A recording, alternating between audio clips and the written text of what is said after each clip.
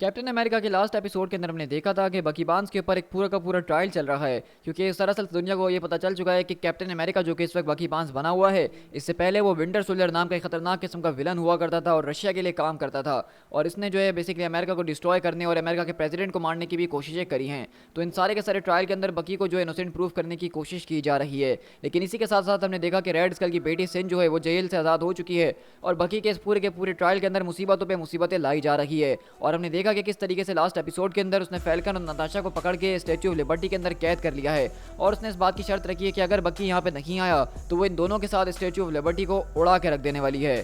तो अब आगे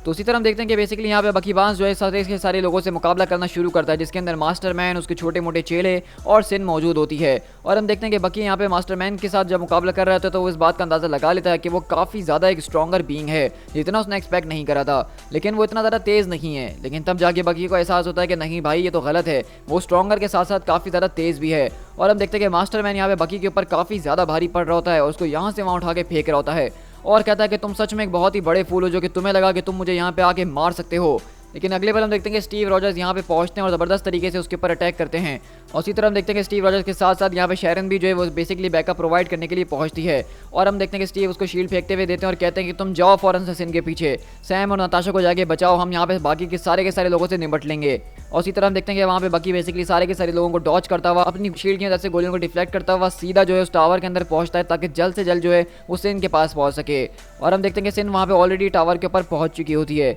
और कहती है कि यही तो तुम्हारी सबसे बड़ी प्रॉब्लम है, तुम जानते हो ना इस बात को। क्या मैंने ठीक कहा? क्या तुम हमेशा जो हो लेट हो जाते हो। और इस तरह हम देखते हैं कि उसके ऊपर ज़बरदस्त तरीके के बड़े बड़े गोला बारूदों से अटैक कर रही होती है। और क्योंकि वो अपनी शील्ड का इस्तेमाल कर रहा होता है तो वो पूरे के पूरे धमाके से तो बच जाता है, लेकिन उसके इम्पैक्ट को नहीं रोक पाता और अगले पल वो वहाँ पे जाके ज़ोर से गिरता है, जिससे उसकी एक पसली टूट जाती है। लेकिन बकी बोलता है कि मुझे अभी आगे बढ़ना ही होगा, मैं रुक नहीं सकता हूँ। इसी तरह हम देखते हैं कि सिन यहाँ पे नताशा के पास आती है और बोलती है सॉरी, लेकिन अब मेरे पास कोई गर्ल टॉक वाला टाइम बचा नहीं है, क्योंकि हम लोग ऑलरेडी अपनी डेडलाइन के ऊपर पहुँच चुके हैं और अब बस मेरे पास इतना ही टाइम बचा कि मैं यहाँ पे डिस्ट्रक्शन को कर सकूँ, इसके अलावा मेरे पास ज़्यादा टाइम बचा ही नहीं है। लेकिन खैर, घबराने की कोई बात नहीं है, क्योंकि मैं यहाँ पे तुम्हारी डिस्ट्रक्शन की बात नहीं कर रही हूँ, एटलीस्ट कम से कम अभी तो नहीं, लेकिन इसके अंदर तुम्हें बहुत ज़्यादा मज़ा आने वाला है। और अगले पल हम देखते हैं कि बेसिकली यहाँ पे सिन के हाथ में वो डेटोनेटर मौजूद होता है, लेकिन बकी आता और कहता है कि नेट हेड्स अप। और अगले पल हम देखते हैं कि वो अपनी शील्ड मार के उनके दोनों की दोनों रस्सियों को काट देता है। और वहीं से नताशा बोलती है कि जेम्स ज़रा वहाँ पे देखो, क्योंकि अगले पल हम देखते हैं कि सिन वहाँ पे उस पूरे के पूरे बटन को दबाती है, जिससे वहाँ पे उस पूरे के पूरे स्टैच्यू ऑफ लिबर्टी के अंदर एक ज़बरदस्त किस्म का धमाका होता है और नीचे से स्टीव वगैरह भी इस चीज़ को देख रहे होते हैं। लेकिन वहीं से नताशा बोलती है कि जेम्स जेम्स क्या तुम ठीक हो? लेकिन हम देखते हैं कि सिन उसके पास आके अटैक करती है और बोलती है कि तुम चुपचाप यहीं पे खामोशी से पड़े रहो।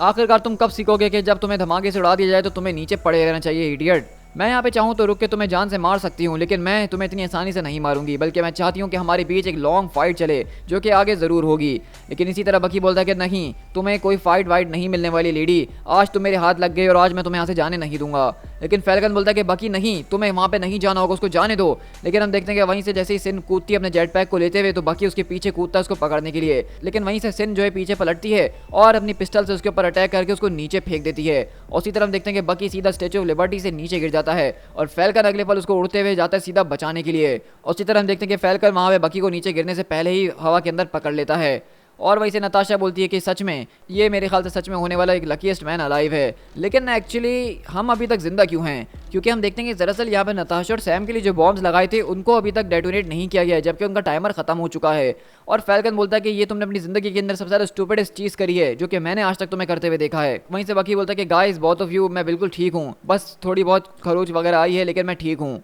तो वहीं से स्टीव बोलते हैं कि बिल्कुल सैम ठीक कह रहा है, और कम से कम वैसे भी तुमने जो है उस पूरे के पूरे स्टैचू को बर्बाद होने से तो रोक ही दिया था ना। तो वहीं से हम देखते हैं कि नताशा शील्ड को लेकर नीचे पहुंचती और कहती है हाँ, ये बात तो थोड़ी सी स्ट्रेंज नज़र आ रही है, लेकिन पूरी तरीके से ठीक भी नहीं है स्टीव, क्योंकि उन सारे के सारे बॉम्ब्स का टाइमर को कभी सेट किया ही नहीं था। यहाँ पे कभी भी उसका पूरा का पूरा प्लान जो है स्टैच्यू ऑफ लिबर्टी को उड़ाने का नहीं था, बल्कि एक निशानी छोड़ने का था, एक सिंबॉलिक विक्ट्री। क्योंकि हम देखते हैं कि बेसिकली स्टैच्यू ऑफ लिबर्टी की जो एक आंख होती है सिन उसको फोड़ चुकी है, यानी कि सिन ने इस पूरे के पूरे स्टैच्यू ऑफ लिबर्टी के ऊपर ये निशान छोड़ दिया है ताकि अमेरिकन लोगों को ये पता चल सके कि सिन कितनी ज़्यादा खतरनाक है, और उन्होंने अमेरिकन की एक आंख फोड़ दी है। तो बकी बोलता है कि जब तक मैं यहाँ पे मौजूद हूँ वो इस तरह की कोई भी और चीज़ नहीं करने वाली है। तो वहीं से स्टीव बोलता है कि जब तक तुम यहाँ पे मौजूद हो तुम आखिरकार ये किस किस्म की बातें कर रहे हो, तुम्हें तो यहाँ पे होना भी नहीं चाहिए था, और तुम्हें क्या लग रहा है कि तुम यहाँ पे ये क्या कर रहे हो। तो बकी बोलता है कि तुम्हें क्या लगा कि मेरे दोस्त यहाँ पे आके ऐसे अपने आप को कुर्बान करेंगे और मैं उनको बचाने के लिए कुछ भी नहीं करूंगा। तो सैम बोलता है कि तुम सच में एक बहुत ही ज़्यादा स्टूपिड किड हो। तो वहीं से स्टीव बोलता है कि डैम इट, वो तुम्हें यहाँ पे सिर्फ उकसाने की कोशिश कर रही थी और कुछ भी नहीं। सिन शुरू से यही चाहती थी कि तुम वहाँ से निकल के बाहर आओ, वो अपने जाल में फंसाना चाहती थी। अब तुम्हारे पास जो कोई भी चांस था आज़ादी का, मेरे ख्याल से अब वो शायद तुम रुइन कर चुके हो।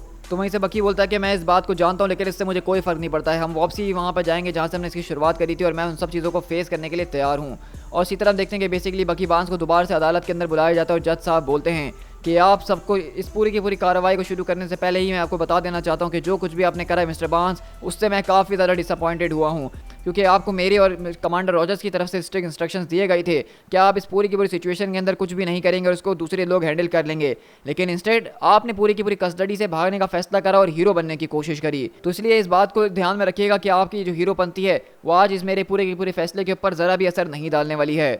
तो बकी बोलता है कि मैं इस बात को जानता हूँ योर ऑनर। तो अगर ऐसी बात है तो हम सीधा अपनी क्लोजिंग स्टेटमेंट्स की तरफ चलते हैं। और अगली बार हम देखते हैं कि बर्नी वहाँ पे खड़ी होती है और कहती है कि मेरे डिफेंस का केस बहुत ही ज़्यादा एक सिंपल केस है your honour, which I believe कि अब इन सारी की सारी चीज़ों के बाद काफ़ी हद तक प्रूव भी हो चुका है। हाँ, मैं इस बात को मानती हूँ कि मेरे क्लाइंट ने यहाँ पे कल भाग के वो बहुत ही बड़ी गलती करी, लेकिन ये बात भी मानने वाली कि किस तरीके से अगर वो कल वहाँ पे ना जाते तो कुछ मासूम जिंदगियाँ जो हैं वो ख़त्म हो सकती थी। और ये बात भी ध्यान वाली है कि किस तरीके से वो भागे नहीं बल्कि अदालत में वापसी लौट कर आए हैं, क्योंकि वो एक अच्छे आदमी हैं और उनको इतने वक्त से उनके विल के खिलाफ जो इस्तेमाल करने की कोशिश की जा रही थी, उनको मैनिपुलेट करने की कोशिश की जा रही थी, लेकिन अब ये वक्त आ चुका है कि उनके सच को दुनिया के सामने लाया जाए और उनको उन सारी की सारी चीज़ों की रिडेम्पशन दे दी जाए जो कि उन्होंने कभी भी अपनी मर्जी से नहीं करी हैं। तो यहाँ पे फैक्ट जो है वो बहुत ही ज़्यादा सिंपल है, जेम्स बॉन्ड कभी भी इस बात के लिए गिल्टी नहीं होंगे कि उन्होंने कोई बुरा काम करा है, और इसके अंदर मेरे ख्याल से कोई शक बचा भी नहीं है जिसके ऊपर हमें बात करनी चाहिए। लेकिन हम देखते हैं कि वहीं से टावर खड़ा होता है और कहता है तो बकी बांस कल भाग गए और उसके बाद आप ये इस बात की उम्मीद कर रही हैं कि उनको माफ़ कर दिया जाए क्योंकि वो वापसी आ गए हैं।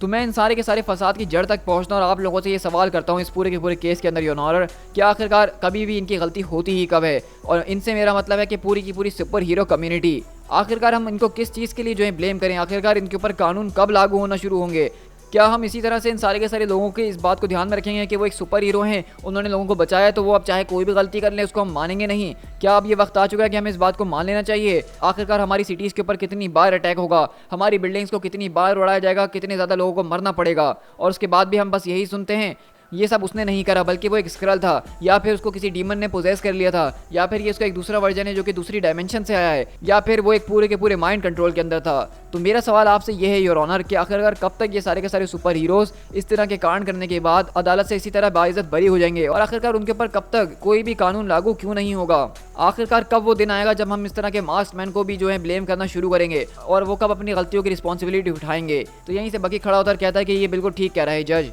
तो वहीं से बर्नी बोलती कि क्या तुम चुपचाप बैठ जाओ यहाँ पे? तो बकी बोलता है कि नहीं, बल्कि मैं अपनी पूरी की पूरी बात को बदलना चाहता हूँ योर ऑनर। प्रोसिक्यूटर टावर ने बिल्कुल ठीक कहा है कि किसी ना किसी को तो रिस्पॉन्सिबिलिटी लेनी ही होगी ना। जो चीज़ें मैंने करी है मैं उसके कंट्रोल में नहीं था, लेकिन उसके बावजूद भी वो हुई तो मेरे हाथों से ही है, मेरे ही अपने स्किल्स की वजह से हुई हैं। मेरे हिसाब से कैप्टन अमेरिका होना एक बहुत ही ज़्यादा ऑनरेबल चीज़ है, और कैप्टन अमेरिका इंसान तभी बन सकता है जब वो सच्चाई का साथ दे, और इसलिए मैं यहाँ पे प्लीड करता हूँ कि मैं अपने आप को गुनहगार मानता हूँ। तो वहीं से जज साहब बोलते हैं कि वेरी वेल मिस्टर बांस, अगर ऐसी बात है तो हम इस पूरे के पूरे सेंटेंस को आगे प्रोसीड करते हैं।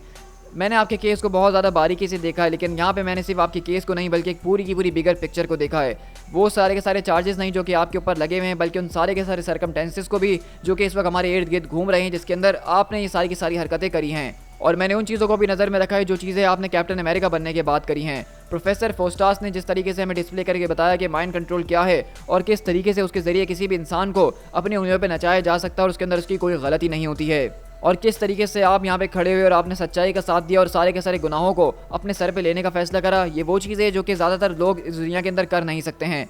तो इसके लिए मैं आपको सेंटेंस करता हूँ 20 सालों के लिए, लेकिन I am commuting the sentence to the time served, मतलब जो सारा का सारा वक्त आपने बिताया उसके अंदर से इन सारी के सारे टाइम को माइनस कर दिया जाएगा। तो एक तरह से देखा जाए तो यहाँ पे ये पूरी की पूरी जो एक लॉ लैंग्वेज है जो कि मेरे लिए भी समझना थोड़ी सी मुश्किल है, लेकिन इसका लिटरली मतलब ये है कि उसको सज़ा दी भी गई है और उसको सज़ा भुगतनी भी नहीं पड़ेगी। तो इसी तरह बर्नी बोलती है कि ओह थैंक गॉड, ये तो बहुत ही ज़बरदस्त हो गया, और अगले पल वो उसको वहाँ पे हक करना शुरू कर देती है। तो वहीं से जज बोलते हैं कि देखो मैं इस बात को नहीं जानता हूँ कि तुम कैप्टन अमेरिका की यूनिफॉर्म को पहनने को डिजर्व करते हो या नहीं करते मेरे बेटे, लेकिन मैं इतना जानता हूँ कि तुम एक प्रिजन सेल के अंदर बिलोंग नहीं करते हो। तो वहीं से स्टीव आते और कहते हैं तुम तो सच में बहुत ही ज़्यादा लकी निकले, लेकिन वहीं से आवाज़ आती है आई एम अफ्रेड कि मैं आपकी बात से अग्री नहीं करता हूँ जज साहब। तो इसे स्टीव बोलते कि ज़रा 1 मिनट, आखिरकार तुम कौन हो और यहाँ पे कर क्या रहे हो। और वहीं से एक आदमी आता और कहता है कि मैं हूँ एम्बेसडर आरकेडी कमांडर रॉजर्स, मेरे पास एक्सट्रैक्शन ऑर्डर्स हैं जो कि विंटर सोल्जर के लिए है, जो कि इसको यहाँ से सीधा जो है रशिया वापसी ले जाएंगे, जहाँ पे उनको ऑलरेडी जो है अपने सारे के सारे क्राइम्स के लिए कन्विक्ट कर दिए गए हैं जो कुछ भी उन्होंने स्टेट के खिलाफ किए हैं।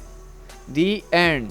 सो गाइज यहाँ पे हमारा ये पूरा का पूरा स्टोरी आर्क खत्म होता है कैप्टन अमेरिका का, जिसके अंदर हमने देखा कि किस तरीके से यहाँ पे विंटर सोल्जर इस पूरे के पूरे ट्रायल के अंदर से आज़ाद तो हो गया, लेकिन अब हम देख रहे हैं कि इसके सामने एक नई मुसीबत आ गई है जो कि रशिया से रिलेटेड है और रशिया के अंदर उसको क्राइम्स के लिए कन्विक्ट कर दिया गया है। अब ये स्टोरी क्या होने वाली है और कैसी होगी इसको हम अपने फ्यूचर के अंदर शेयर जरूर करेंगे चैनल के ऊपर, लेकिन तभी जब मुझे इस पूरी की पूरी वीडियो के ऊपर आपका एक अच्छा और पॉजिटिव रिस्पॉन्स नजर आएगा, क्योंकि कैप्टन अमेरिका की वीडियोज़ बहुत ज़्यादा लोग पसंद नहीं करते और मुझे बार बार कह रहे थे कि मैं इसको स्किप कर दूँ। तो आपका अगर इस पर रिस्पॉन्स अच्छा आया तो हम अपनी आगे वाली स्टोरी को भी कंटिन्यू करेंगे चैनल के ऊपर जब भी वो हमारी टाइमलाइन के अंदर आएगी। तो गाइस आप लोग मुझे लाइक करके और कमेंट करके जरूर बताइएगा कि आपको ये पूरी की पूरी सीरीज कैसी लगी है, और इसी के बाद हम अपनी टाइमलाइन के अंदर आने वाली अगली सीरीज की तरफ जाएंगे जो कि एक बहुत ही इंटरेस्टिंग सीरीज होने वाली है। तो उसके लिए चैनल को सब्सक्राइब करना बिल्कुल भी मत भूलिएगा ताकि आप डेली बेसिस के ऊपर हमारे चैनल स्पीड टाइगर के ऊपर कॉमिक्स को एंजॉय कर सकें। इसी के अलावा अगर आप मूवी रिव्यूज, ट्रेलर ब्रेकडाउन और दूसरी पॉप कल्चर से रिलेटेड चीज़ों को देखना चाहते हैं तो मेरे second channel speed tiger explain को जरूर सब्सक्राइब कीजिएगा, जिसके ऊपर हम अपनी सारी मूवीज़ और ट्रेलर्स और सीरीज़ वगैरह के हवाले से बातें कर रहे होते हैं।